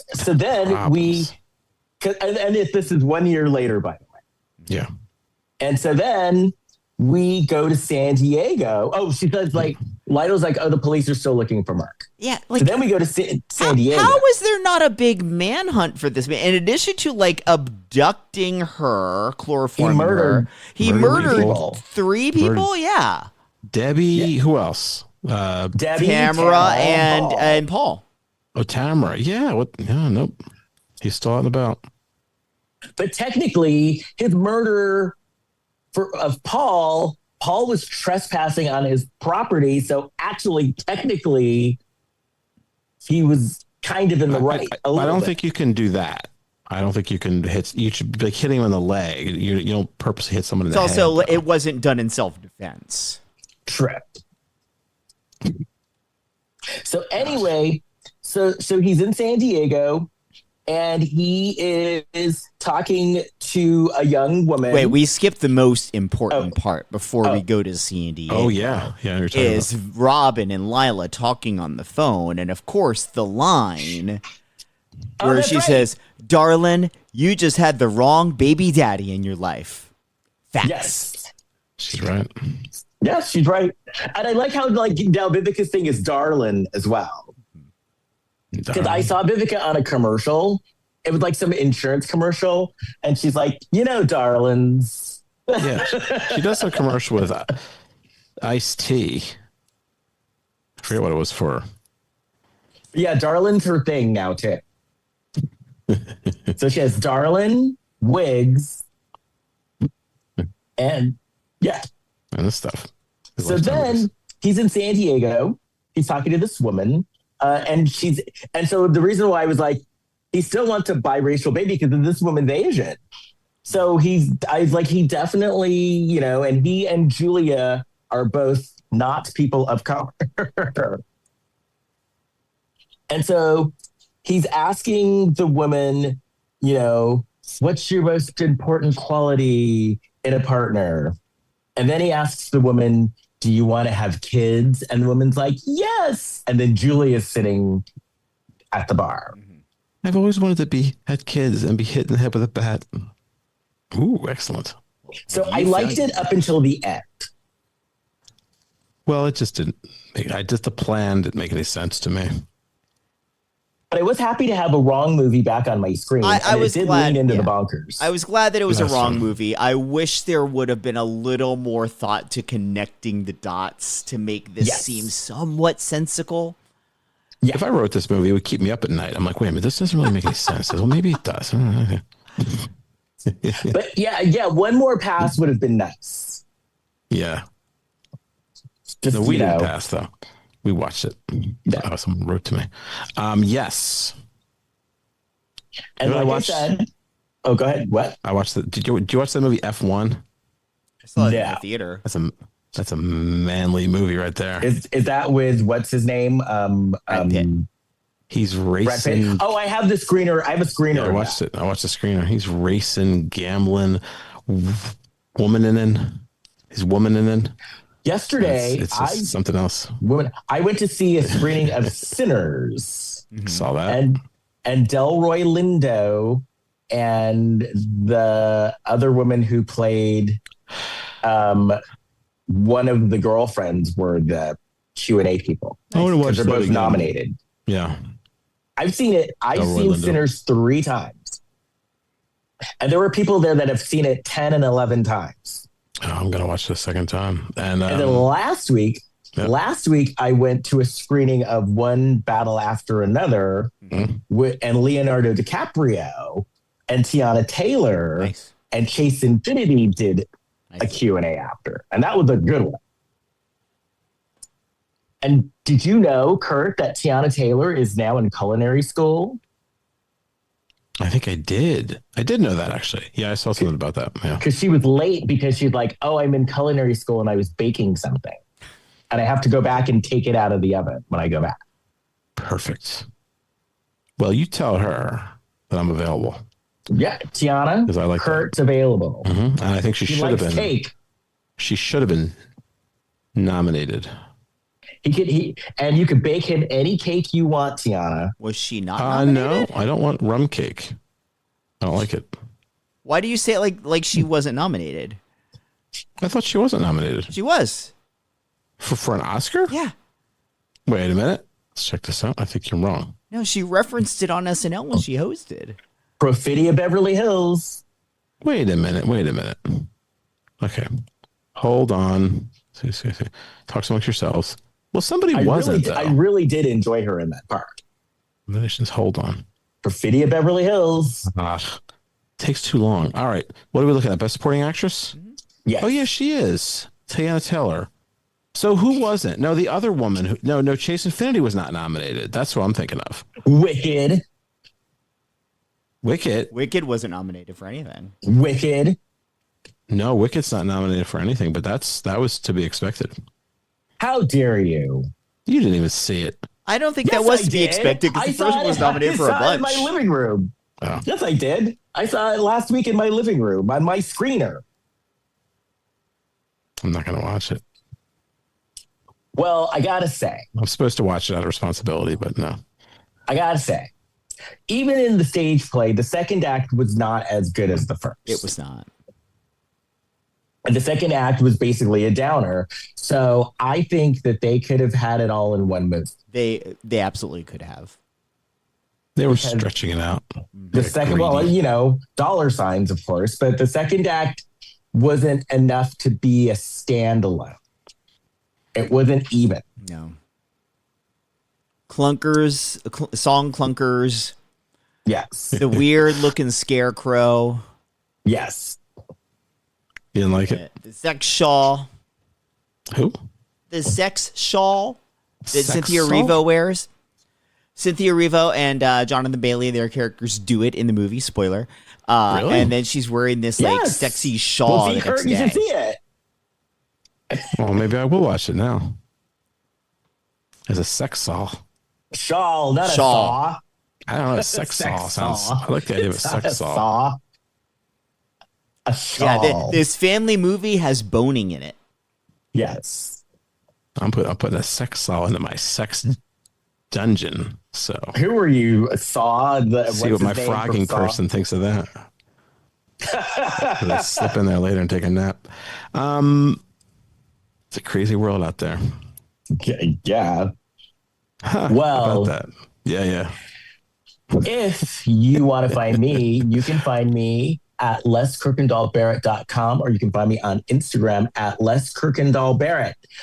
Jason. Please rate and review the podcast wherever you get your podcasts. Give us 5 stars. It helps more people find the show. Subscribe to the show. YouTube, even. You can subscribe or like the podcast on there. You can find us on Facebook, Instagram, and Threads at Lifetime of Hallmark Podcast.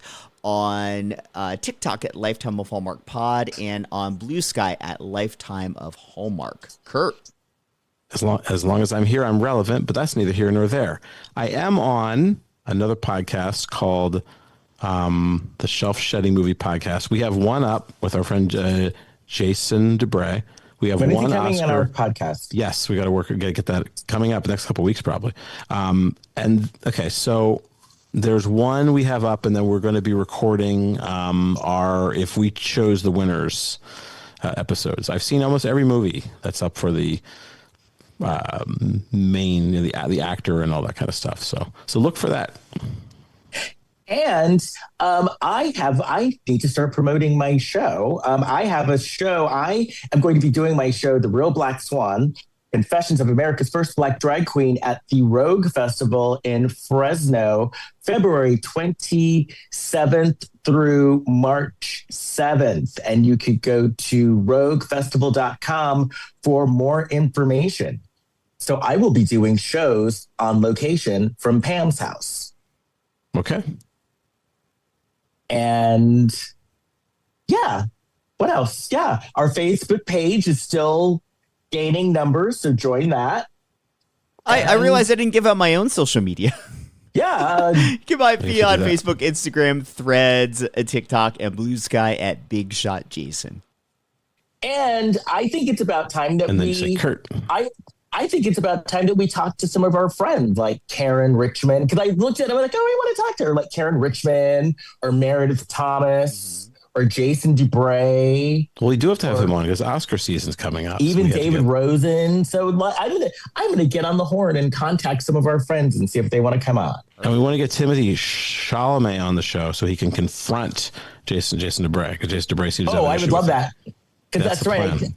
I think I might go see, there's a screening of Marty Supreme coming up. Yeah, raise your hand and ask him when he's coming on our show, and I'll go, we'll hey. schedule around him. There's this dude I'll throw you named up. Jason Dubray who's talking shit about you, and I think that you should confront him. Well, in the files that got released, it was revealed that Soon Yi Previn said that Timothy Chalamet was a prick. Oh, and the Epstein files? Yeah, Really? yeah. because he was in a Woody Allen movie. I think it's called A Rainy Day in New York, and he gave his money, like donated his money to a charity to make a statement. Oh, gee, that's so mean. She said he is a prick. Well, that's such a short word. It goes straight to the point. It really does. Prick. Anyway, so maybe Soon Yi will get her on the show as well.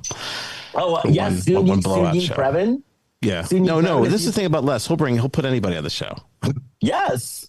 Well, I mean, Soon Yi would be. We had the Pornhub math guy on that you facilitated, Kurt. Yes. Well, we should check in with him too. Absolutely. The bar was set. Especially, we should see how he feels about OnlyFans. Because OnlyFans wasn't as big then when we talked to him. If anybody wants to go back and listen to that episode, it's ridiculous because it's like the idea is funnier than the actual, because he had like a translator. He didn't like speak English or understand English. But I'd want to find out, is OnlyFans now cutting into his business? Has he moved over to OnlyFans? And we could come up with some. Yeah, I forgot what we asked him. I want to talk to him. It was fun. Gypsy Rose Blanchard. If you're out there, you can come on too. I want to talk to you too. I don't know who that is. You don't know who Gypsy Rose Blanchard is? No, who is that? Patrick. I'll look it up. She was basically like a real life Lifetime movie.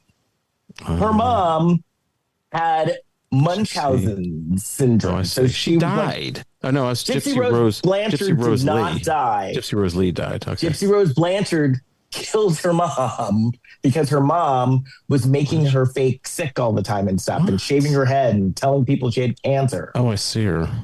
Yeah, I don't know anything about this woman. Anyway. Right. You want this woman on the show? She conspired with her then boyfriend for more than a year to kill her mother. Gypsy Rose Blanchard has a reality show. Yeah, let's have some fun with on her. Lifetime. We should probably wrap it up, guys. Yeah, let's go. Okay, let's go. anyway. That's enough. That's enough. Yeah. Anyway, yes, so we will see you all next week. Poor Jason. And I will talk to them more about Gypsy Rose Blanchard. Bye. We're done. Bye. Bye.